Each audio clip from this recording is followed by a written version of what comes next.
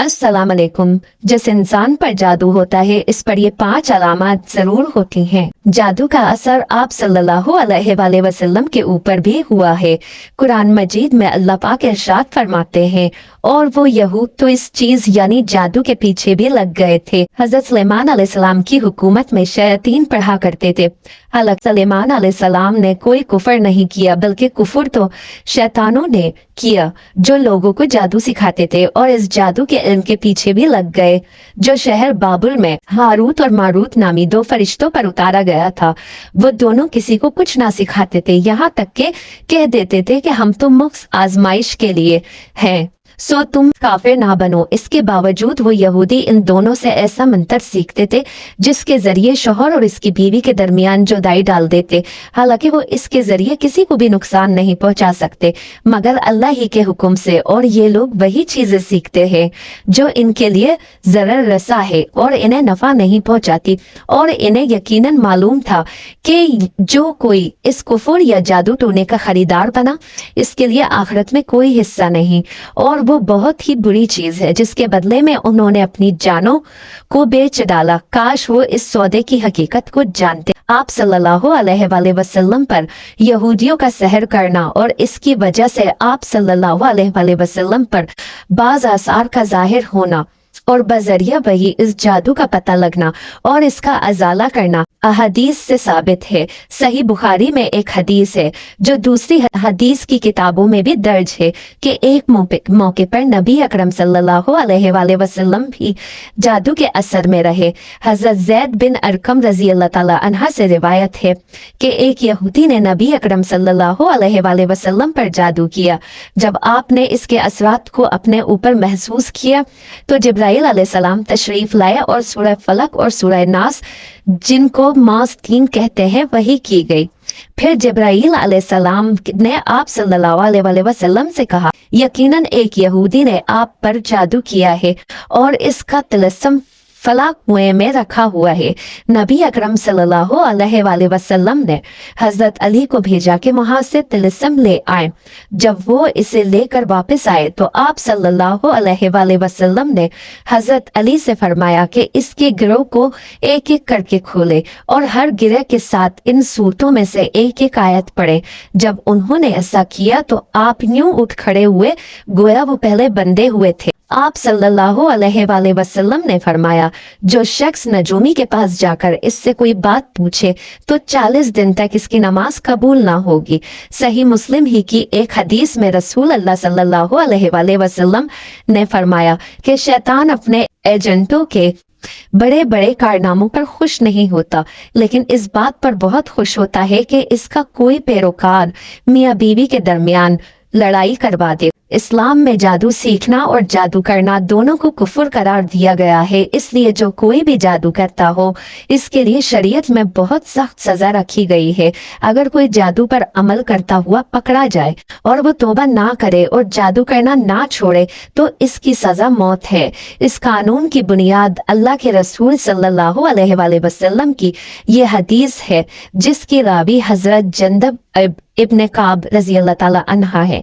नबी करीम सल्लल्लाहु अलैहि वसल्लम ने फरमाया, जादूगर के लिए मुकर्रर करदा सजा ये है कि इसे तलवार से कत्ल कर दिया जाए।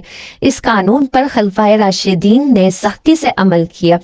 जादू का असर तब वाक़या होता है जब अल्लाह ताला का हुक्म हो, क्योंकि कायनात की हर चीज अल्लाह पाक के हुक्म की मोहताज है। जादू हजरत मोहम्मद मुस्तफ़ा सल्लल्लाहु अलैहि वसल्लम पर भी किया गया था, लेकिन अल्लाह ताला ने आपको इसके शर से महफूज रखा। उम्मत मोहम्मदी के लिए ये आसानी हुई कि आप सल्लल्लाहु अलैहि वसल्लम के तौफैल उम्मत को जादू का इलाज बता दिया गया। इंसान जादू की वजह से बड़ी बड़ी मुश्किलों से दो चार हो सकता है, इसीलिए किसी भी मौज़ात और मसनून दुआओं से सुस्ती और काहिली ना बढ़ती जाए। हत्ता के बाज़ औक़ात इंसान को जादू के जरिए कत्ल तक कर दिया जाता है। काला जादू करने वाले ऐसे भी होते हैं जो जीते जागते इंसान को मौत की नींद सुला देते हैं। ये बात यकीनी है कि मौत का एक वक्त मुकर्रर है और वो इसी वक्त मुकर्ररा पर ही आएगी।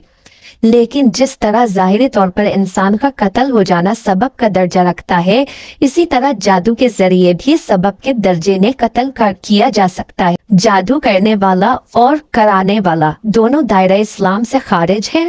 اگر کسی مسلمان نے یہ عمل کیا یا کرایا تو اسے چاہیے کہ فوراً اپنے ایمان کی تجدید کرے، اور اگر وہ شادی شدہ ہے تو اپنے نکاح کی بھی تجدید کرے۔ مختصر یہ کہ جادو خالصتاً ایک شیطانی عمل ہے۔ جب کسی پر جادو ہوتا ہے تو اس کی علامات ظاہر ہونا شروع ہو جاتی ہیں۔ شادر و نادر ہی ایسا ہوتا ہے کہ کسی پر جادو ہو اور کوئی علامت بھی ظاہر نہ ہو۔ یاد رہے کہ یہ علامات بکثرت بار بار ظاہر ہوتی ہیں۔ جادو کی علامات ہر مرحلے میں مختلف ہوتی ہیں۔ نیند میں جادو کی علامات میں سے چند یہ ہے: ہوا میں اڑنا، سمندر پہاڑ دیکھنا، درندے، شیر، کتا، جنگلی جانور، سانپ، چھپکلی، بلی، قربانی کے جانور، بڑا گوشت دیکھنا، بندر، بیل، اونٹ، خنزیر وغیرہ۔ نیند میں رونا، چیخنا یا ہنسنا، آوازیں دینا، جھٹکے لگنا جیسے کسی نے پکڑ کر ہلایا، کسی کو اپنا پیچھا کرتے دیکھنا اور خوفزدہ ہو کر بھاگنا، برہنہ مناظر دیکھنا یا کسی کو جنسی زیادتی کرتے دیکھنا، ڈراؤنی شکلیں دیکھنا، خود کو گرتا ہوا دیکھنا، رات کو نیند کا نہ آنا، نیند میں سختی کے ساتھ ہونٹ چبانا، انسانی وراثت دیکھنا، قبریں، مردے دیکھنا، کھنڈرات میں خود کو دیکھنا، ویران جگہوں پر دیکھنا، جاگنے کے بعد خواب بھول جانا، سوتے میں دیکھنا کہ اسے کوئی چیز کھلائی جا رہی ہے اور جاگنے کے بعد اس کو محسوس کرنا کہ شاید اس نے کچھ کھایا ہے یا کچھ میرے ساتھ ہوا ہے، انجانا سا خوف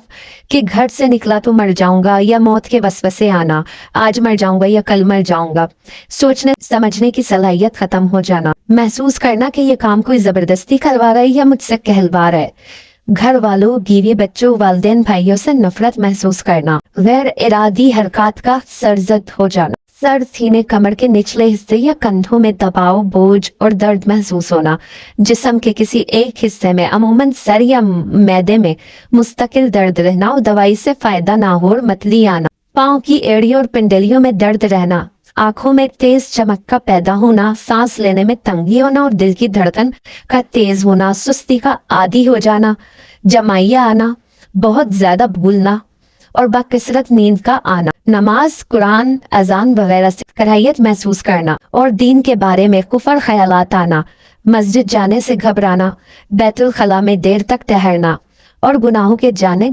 شدت سے لپکنا۔ اللہ پاک ہمیں نیک اعمال کرنے کی توفیق عطا فرمائے اور ہمیں سکون کی زندگی نصیب عطا فرمائے، آمین۔